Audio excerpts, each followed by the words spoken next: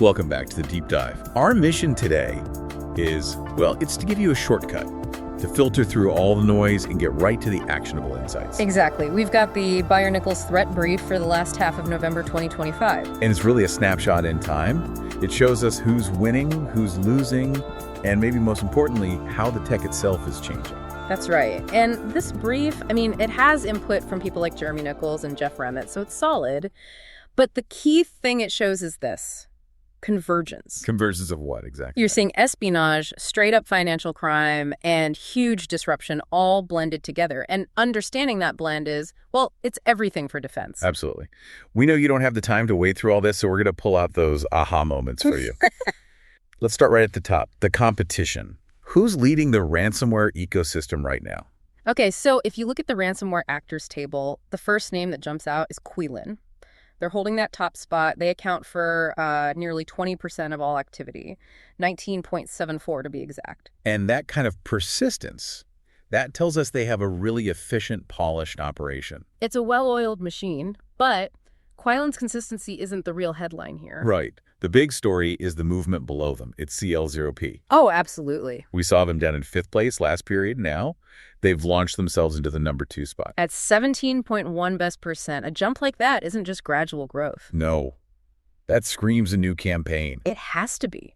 Either a brand new, very effective zero-day exploit, or they hit a massive target, like a managed service provider, and got access to, dozens of victims all at once. And Akira is right behind them, rounding out the top 3 at almost 17%. So when you add those 3 up, Qilin, CL0P, Akira, you're already at more than half of all the ransomware attacks. But we can't just look at the top 3. There's a lot of diversification happening further down the list. That's what's so fascinating, though. You have these newer mid-tier groups that are really competing now. Groups like Sinobi and DragonForce. They're tied at just under 5%, but they're showing real momentum. They're probably using those ransomware as a service platforms to scale up fast. And then there's a new name on the list, Kazoo. Yeah, their volume isn't high yet, but their strategy is what's interesting. What are they doing differently? They're focusing almost exclusively on data theft by hitting web application flaws. So they're not trying to break down the front door of the network. Exactly. They're going straight for the high-value data in, say, a customer portal. It suggests they're playing a longer game, maybe data brokering, not just quick extortion. So a really diverse set of attackers. Yeah. That's the perfect transition to who they're actually hitting.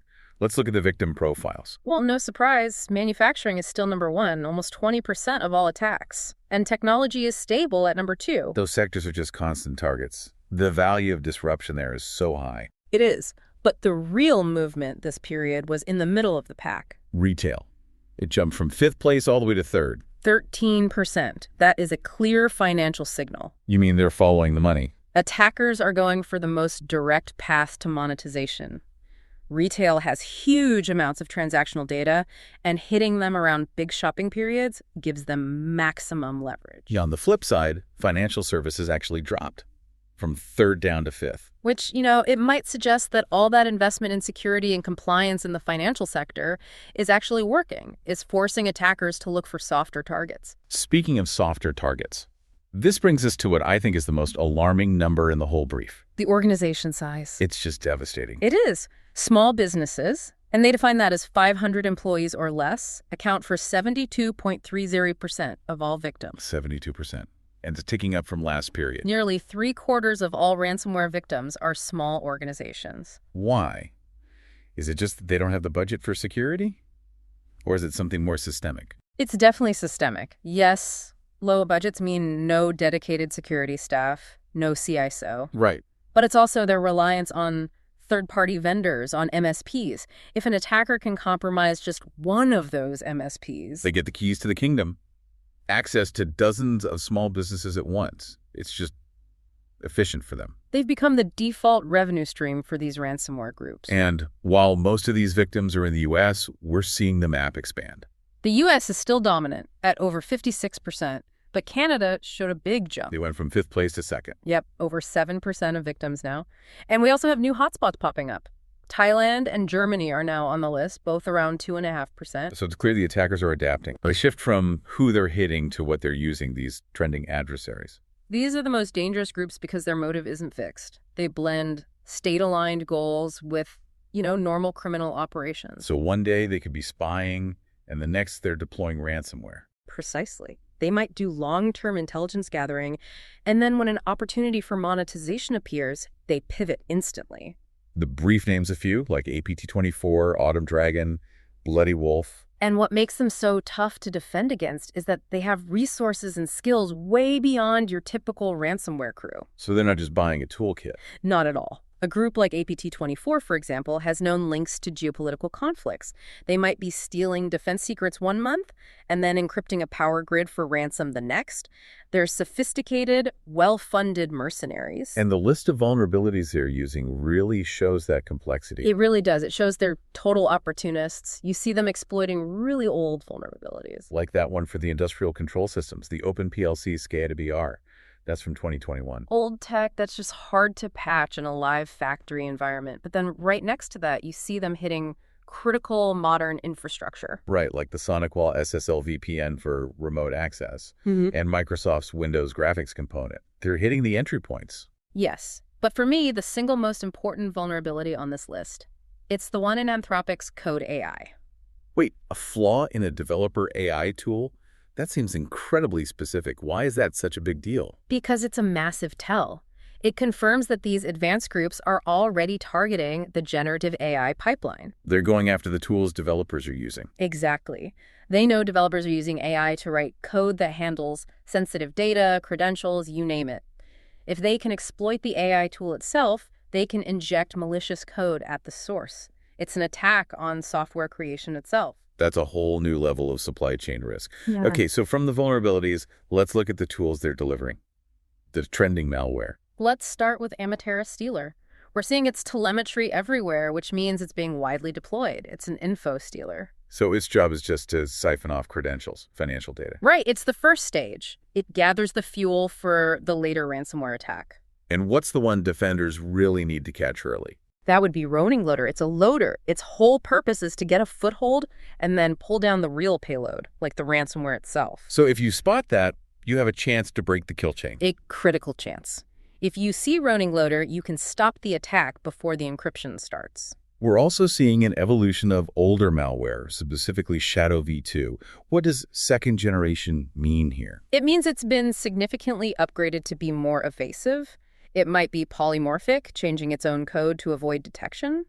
Or it might be using new command and control channels to hide its communication. So the old signatures and defenses for the original Shadow won't work anymore. They won't. Teams need to update their playbooks for this one fast. And finally, Sternus is spreading rapidly through phishing. Yeah, it's a high-volume threat that feeds right into those loader ecosystems. Okay, so we've covered the actors, victims, and tools.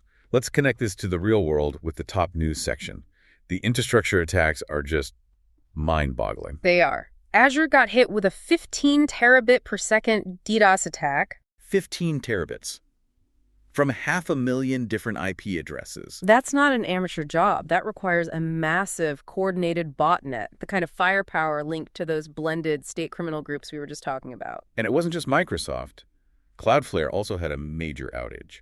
Right, a database issue that affected their global network. It just shows how fragile some of this core infrastructure can be. We also saw the RuthHug campaign hijacking thousands of old, end-of-life ASUS routers. And that's a classic move. Those routers aren't getting security patches anymore, so they're an easy, persistent way into home and small business networks. Now for the financial crime. The numbers are huge. Cybercriminals stole $262 million just by pretending to be bank support staff. Just pure social engineering. It's an incredible return on investment. And the authorities are trying to clamp down. We saw crypto mixer founders sent to prison for laundering hundreds of millions. But the sheer volume of money flowing through these illicit channels is immense. The legal system is playing catch-up. And finally, there was the sanctioning of a Russian bulletproof hosting provider. Which is significant. It shows governments are starting to target the infrastructure that enables these attacks, not just the attackers themselves. So if we pull this all together, what are the big takeaways for you, the listener? I think there are two.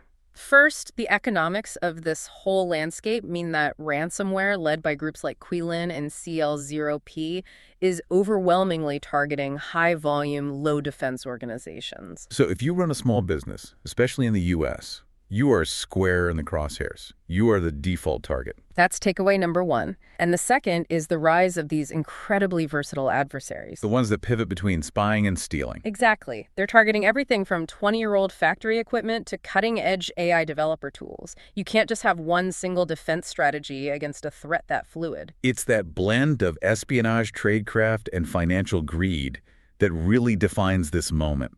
It does. And, if we connect that rapid malware evolution like we saw with ShadowV2 with the pivot capability of these groups, it brings up a really important question. Go on. Given that they're already targeting developer AI, what specific, maybe non-traditional vulnerability in your supply chain will they go after next? Maybe it's not your firewall. Maybe it's a code repository, a cloud configuration tool you rarely use, or a tiny third-party service provider. What's that weak link they'll exploit to bridge the gap from that first initial breach to a massive financial payday? A truly challenging question, and understanding that attack flow is really the only way to get ahead of it. That is a wrap on our deep dive into the November 2025 cyber threat landscape. Thank you for tuning in. Reach out to us at jbyer.com for comments and questions.